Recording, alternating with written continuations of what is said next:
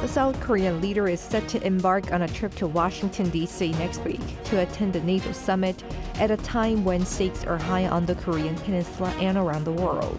The trip will also take him to the U.S. Indo-Pacific Command in Hawaii. Samsung Electronics saw an earnings surprise in the second quarter, posting an operating profit of over 10 trillion won, driven by higher demand for memory chips. Over in the UK, the centre-left Labour Party wins by landslide in the general election, ending 14 years of Conservative rule. It's July 5th, 2024. This is Newscenter. Thank you for joining us. I'm Yoon Min. President Yoon Suk-yeol will travel to Washington next week to attend the NATO Summit for the third year in a row.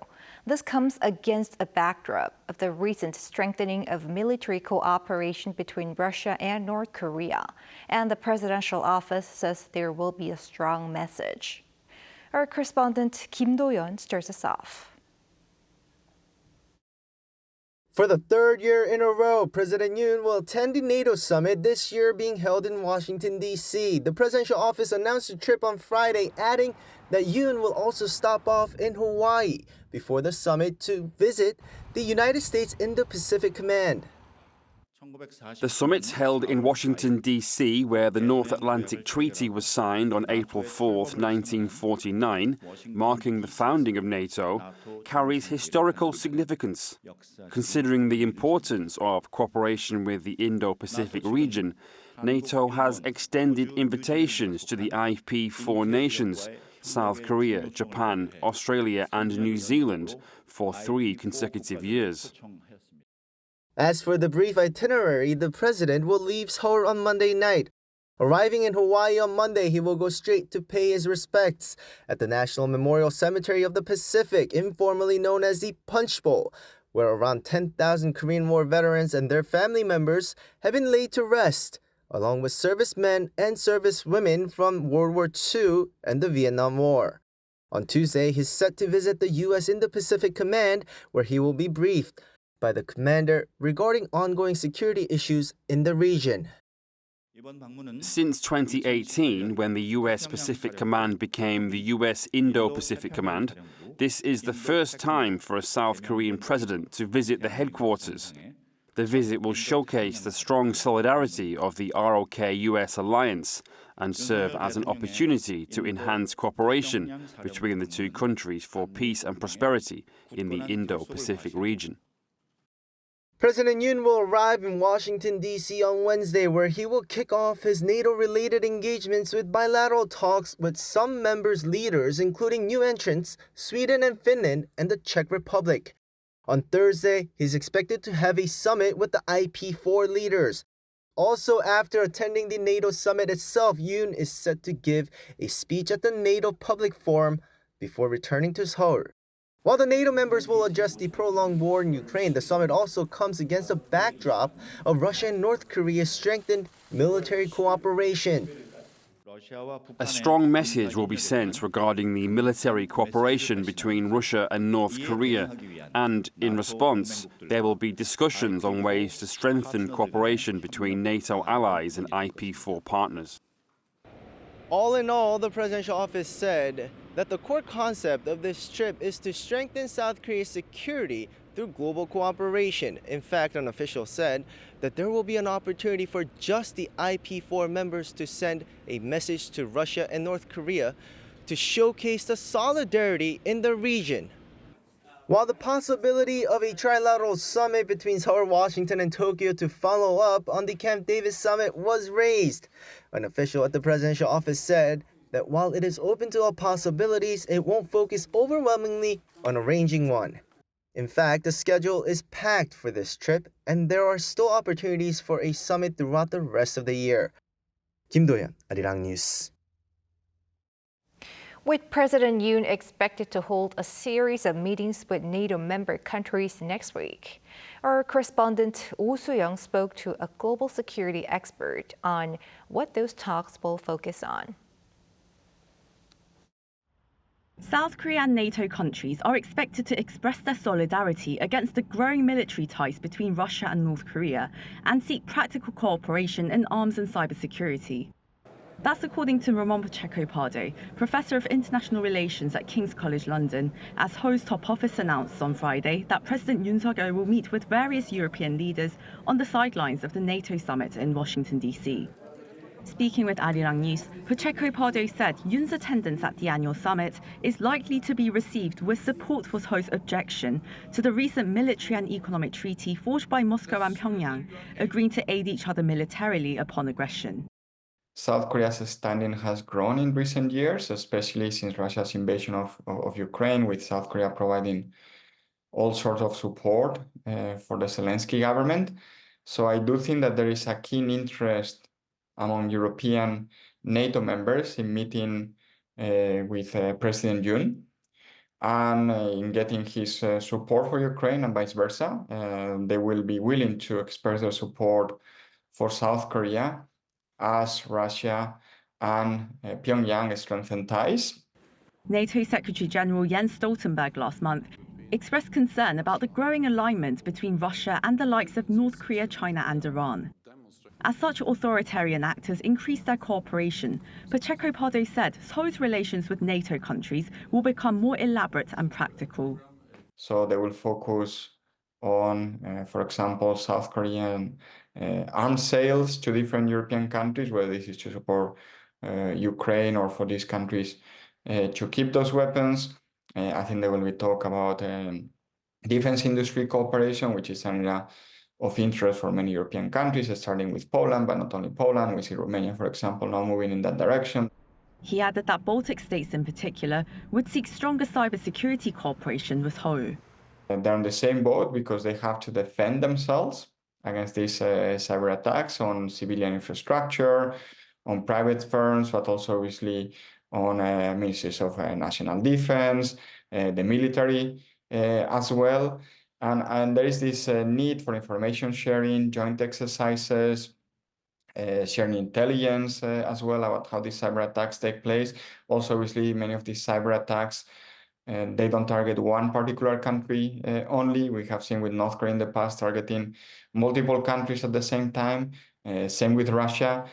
With geopolitical uncertainty ahead for South Korea and NATO countries, especially as a change in US leadership could affect Washington's relations with its allies, Pacheco Pardo emphasized the need for continued cooperation between the Indo-Pacific and transatlantic partners on the working level, from military and defense industry to supply chain resilience and economic security. 오수영, Arirang News. Shifting gears, Samsung Electronics saw earnings surprises in its operating profit in the second quarter, led by a recovery in the chip sector.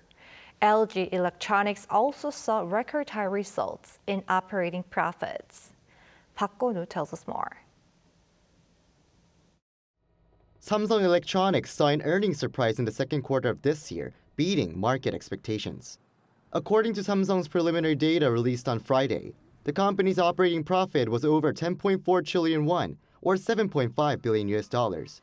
That's an on-year increase of more than 1,450%. And it was the first time in 7 quarters since quarter 3 of 2022 for Samsung to exceed operating profits of 10 trillion won. Higher demand for memory chips due to an expansion of the AI market, as well as higher prices of semiconductors, mainly attributed to the earnings surprise. Sales were up too by 23% on year, recording 74 trillion won, or around $53.6 billion. LG Electronics also released its preliminary data on Friday, showing a record high for both its operating profits and sales. The company's operating profit in quarter 2 saw an on-year jump of over 60%, resulting in over 1.1 trillion won, or around $800 million. That's the first time ever that the company has exceeded 1 trillion won during any second quarter. In addition, sales were up by 8.5% compared to the year before. That was mainly due to the company's home appliance business, including air conditioners, one of its core businesses, outperforming its competitors. Sales for LG's AI technology air conditioners soared on year by more than 80% in June. And better business-to-business performances such as heating, ventilation, and air conditioning appliances and subscriptions also attributed to the company's profit results. Park Go-nu, Arirang News. The latest trade data show that in May, South Korea's current account has not only swung into the black, but it logged the largest surplus seen in 2 years and 8 months on the back of robust chip exports. Lee Soo-jin explains.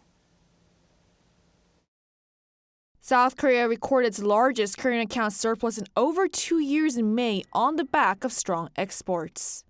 Preliminary data released by the Bank of Korea on Friday showed that the country's overall current account balance in May recorded a surplus of $8.9 billion. That's the largest surplus seen in 32 months or since September 2021. It's also a turnaround in just 1 month from April, when the current account swung into the red for the first time in a year on the back of increased dividend payments to foreign investors. By category, the goods balance, which tracks imports and exports of products, recorded a surplus of $8.7 billion, up from $1.8 billion the previous year and marking the 14th consecutive month of a surplus.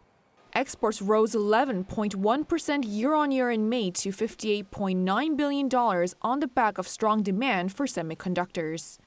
Outbound shipments of chips rose 53% compared to the previous year, with exports of other items such as information and communication equipment, oil products, and automobiles also seeing an upward trend. And by region, exports to Southeast Asia saw the largest rise, followed by the United States and China.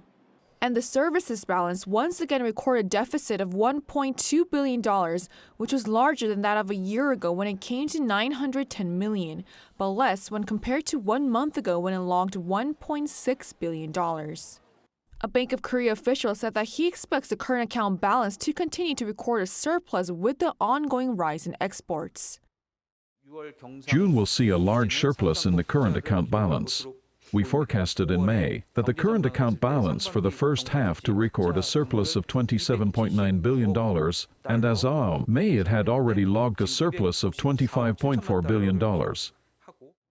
He added that while the higher-than-expected current account surplus in the first half may lead to the nation surpassing the country's projection for its annual current account balance, there are still uncertainties ahead, such as fluctuations in international oil prices and growth in the overall global economy.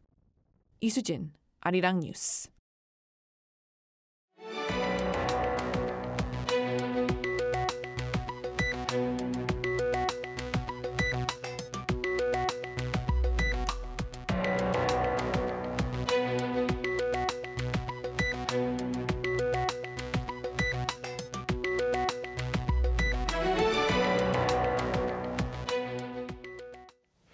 Over in the UK, a shift in leadership has been set in motion as the Labour Party secures a landslide victory, ending 14 years of Conservative rule. Labour leader and the country's next Prime Minister, Sir Keir Starmer, has vowed to focus on national renewal. Chae has more.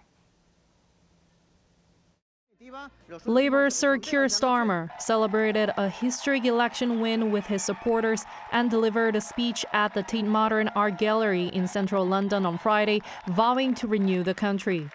This came shortly after Conservative Party leader and UK Prime Minister Rishi Sunak conceded defeat in the general election. At this point, Labour had already surpassed the number of seats needed for a majority, 326, and as of 4:30 p.m. Korea time, had secured 410. We did it! You campaigned for it, you fought for it, you voted for it, and now it has arrived. Change begins now. 4.5 years of work changing the party. This is what it is for. A changed Labour Party, ready to serve our country, ready to restore Britain to the service of working people.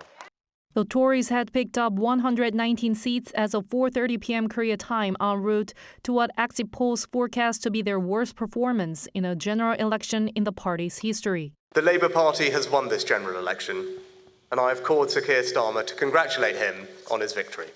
Voters from across 650 constituencies in England, Wales, Scotland, and Northern Ireland headed to the ballots on Thursday after Prime Minister Rishi Sunak in May made a surprise move by calling for an early election. However, due to economic turmoil, inflation, worsening public health care, and increased immigration, a Labour victory was predicted even before the election began. Opinion polls consistently showed Labour with a lead of around 20 percentage points over the Conservatives, with support in the 40% range. The Labour Party has focused on centrist policies and pledged to rebuild public welfare services and achieve economic growth. Chae, Arirang News. Prospects of peace in Gaza are slowing but tangibly growing as Israel and Hamas appear committed to hammering out a ceasefire and hostage release deal. Chae explains. Israeli Prime Minister Benjamin Netanyahu has agreed to send a delegation to negotiate a new ceasefire and hostage deal with Hamas. The announcement comes a day after reports emerged that the Palestinian militant group has sent a new ceasefire proposal. David Barnea, the director of the Mossad, Israel's intelligence agency, will visit Qatar, the mediator country, as the head of the negotiating team. Hamas also stated that they have agreed to some of Israel's proposals positively. According to Reuters, ceasefire negotiations are set to start on Saturday. This raises hopes for a breakthrough. The Israeli Prime Minister's office said that Netanyahu had also discussed a new ceasefire and hostage release deal over the phone with US President Joe Biden on Thursday. But during the talks, the Israeli leader also emphasized his firm stance that he would only end the war once all goals have been achieved. The White House stated that President Biden welcomed Israel's joining in negotiations with the US, Qatar, and Egypt, and reaffirmed its strong support for Israel. The US government official also said in an online briefing that there is a pretty significant opening to reach a ceasefire agreement. Meanwhile, there has been an increase in fighting between Israel and Lebanese militant group Hezbollah. Hezbollah has targeted military bases in northern Israel with 200 rockets in total fired. The group says it is retaliation for an Israeli airstrike that killed a senior commander on Wednesday. An Israeli officer was killed by the strike, and Israel conducted airstrikes in southern Lebanon in response. Chae, Arirang News. Back here at home, earlier today, the bill calling for a special prosecutor's investigation into the death of a young Marine last year was transferred to the government, following Thursday's opposition-led vote of approval by the National Assembly. President Yoon is widely expected to block it in 15 days, the deadline for a presidential veto. The president turned down an earlier version of the bill passed by the previous assembly back in May. The contentious bill calls for an investigation into the death of a Marine Corps corporal, surnamed Chae, who died during last summer's flood rescue operations, and alleged government interference with a preliminary investigation into the case. Last week, we delivered a story about how Korean war heroes were being remembered, marking the 74th anniversary of the outbreak of the war. And this week, we take a look at the endeavors to bring home the remains of those who fought for the country, but were never properly laid to rest. Yoon brings more. Until we bring the last hero home. This is the mission of South Korea's Ministry of National Defense Agency for Killed in Action, Recovery and Identification, also known as MAKRI. The Korean War ended with an armistice over 70 years ago, but the remains of over 120,000 fallen soldiers have yet to be recovered. The organization is responsible for recovering the remains of those who died in the Korean War and returning them to their families. Director Lee Geun-won spoke to Arirang News about MAKRI's commitment to fulfilling the nation's responsibility and honoring those who sacrificed their lives. We excavate remains, conduct inspections and genetic analysis to verify identities. With the Ministry of Patriots and Veterans Affairs, we ensure these individuals are interred with dignity at the National Cemetery, ensuring they receive the respect and honor they deserve. However, not much evidence has survived the war to help identify fallen Korean soldiers. That means the most reliable method is genetic analysis, which underscores how important it is for living family members or descendants to provide DNA samples. Sample collection can be done across all of South Korea, with even distant relatives all the way to the 8th degree, which includes the children of third cousins able to provide vital clues. Families can visit health centers, military bases, or veterans hospitals to provide samples. They can also call us at 1577-5625, and our staff will visit to collect samples directly. International collaboration is also crucial, as the Korean War involved UN forces from over 20 countries. And identifying fallen soldiers is not just done using DNA. This year, a joint South Korea-US excavation was conducted in Mungyong City, located in Gyeongsangbuk-do Province. The excavation took place for 6 weeks until June 28th and aimed to find the wreckage of a US military fighter jet that crashed in December 1950. The pilot's remains from the crashed aircraft had already been recovered, but they were badly burned. So, in order to confirm the pilot's identity, parts with serial numbers from the plane were needed. About 7,500 American soldiers remain missing to this day. Hoping to identify more remains of troops who went missing in action, South Korea's MAKRI and its U.S. counterpart, the DPAA, co-hosted the 3rd Indo-Pacific Scientific Summit this year, which came to Seoul for the first time. The meeting provided a platform for experts in analyzing identities from different countries to share and discuss the latest insights in the field of forensic identification. On its largest scale yet, over 60 experts from 11 countries were invited to the summit. MAKRI's director also demonstrated a strong commitment to continuing international exchanges to boost technical expertise. As part of that commitment, South Korean genetic analysis experts will be attending an academic conference in Spain later this year.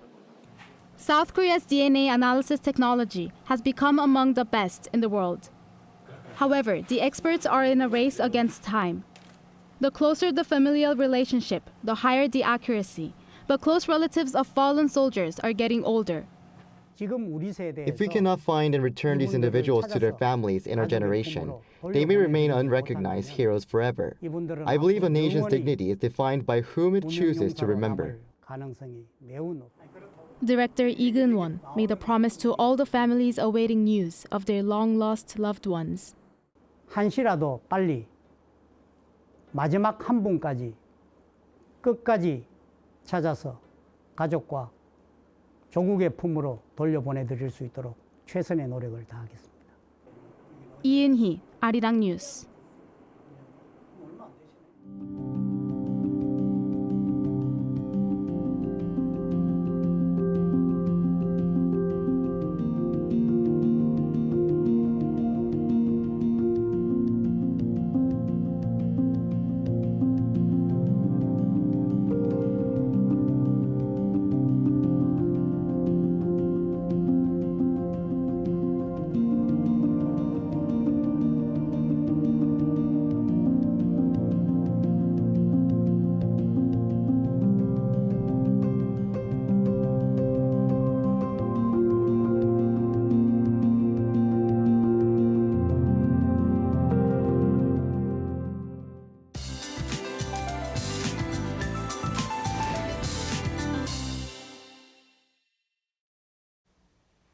The heat continued during the day today without any rain, but tomorrow it will rain across the country. Starting with the west coast areas of Jeollabuk-do province tonight, the rain will expand to other parts of the country from dawn tomorrow. This rain will come back and forth during the weekend. The expected amount of rain will be more than 120 millimeters in Jeollabuk-do province, more than 100 in Chungcheongnam-do province, and 80 in the southern areas of the Chungcheong-do provinces. On Sunday, around 30 millimeters of rain per hour is possible, mainly in the Chungcheong-do provinces and Jeollabuk-do province. Tomorrow, Seoul, Daejeon, Gyeongju, and Busan will start off at 23 degrees Celsius. It will move up to 29 in Seoul, Gwangju and Jeju, 33 degrees Celsius. The rainy season is expected to continue next week. That's all for Korea. Here are the weather conditions around the world.